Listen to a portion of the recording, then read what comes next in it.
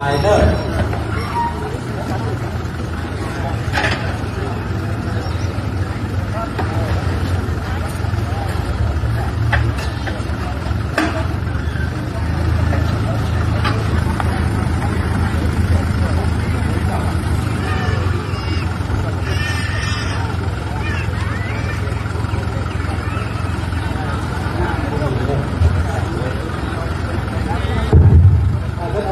ผู้กำหนดเด้อสาธุ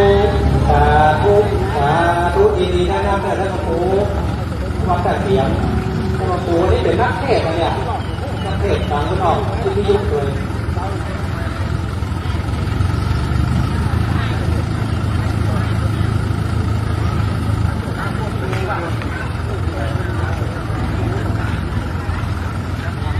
นั่งบนนะครู